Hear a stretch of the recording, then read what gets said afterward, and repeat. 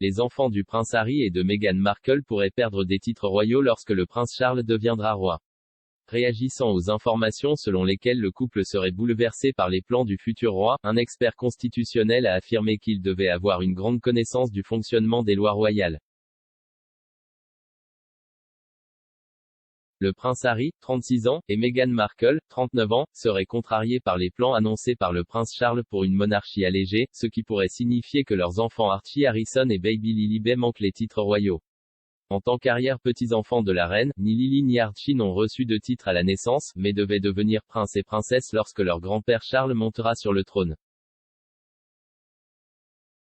Cependant, il a longtemps été rapporté que Charles avait l'intention de réduire le nombre de membres actifs de la famille royale lorsqu'il prendrait la couronne et optait plutôt pour une monarchie allégée.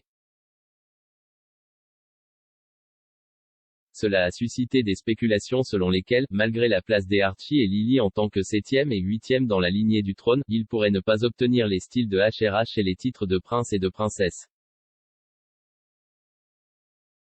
Une source a déclaré, Harry et Meghan ont appris que Archie ne serait jamais un prince, même lorsque Charles deviendrait roi. Réagissant aux rumeurs sur l'intention de Charles de priver les enfants du Sussex de titres, un expert constitutionnel a affirmé que Meghan et Harry seraient amplement au courant des projets futurs de la monarchie et des lettres patentes du roi George V qui dictent quels membres de la famille royale les obtiennent. L'expert constitutionnel Ian McMartin a déclaré à Express.co.uk, alors que l'imbroglio du Sussex continue de s'envenimer, l'axe est à nouveau mis sur qui peut s'appeler quoi et quand, et sur les lettres patentes émises par George V en 1917. De plus en plus, ces lettres patentes sont mal interprétées et retirées de leur contexte d'origine à mesure que ce débat se poursuit. Depuis des temps immémoriaux, le monarque de l'époque a utilisé des lettres patentes pour déterminer les titres, et Élisabeth II ne fait pas exception.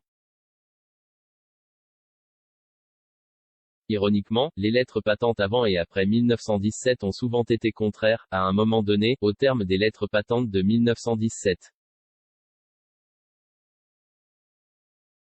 Expliquant la loi qui dicte les titres de la famille royale, M. McMartin a ajouté, George V a émis 2 séries de lettres patentes en 1917, l'une changeant le nom de la maison et de la famille du germanique Saxe-Cobourg-Gotha à Windsor, et l'autre, les lettres patentes de 1917 dont on parle le plus aujourd'hui, qui ont dépouillé toutes les relations allemandes de leurs titres britanniques et les relations britanniques de leurs titres allemands.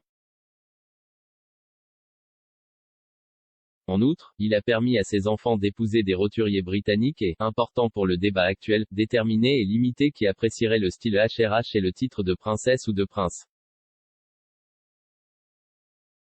Les 2 séries de lettres patentes étaient cependant une réponse aux sentiments anti-allemands pendant la Grande Guerre et au besoin pour la monarchie de paraître plus britannique et en contact avec les masses, des faits qui sont soit oubliés, soit négligés.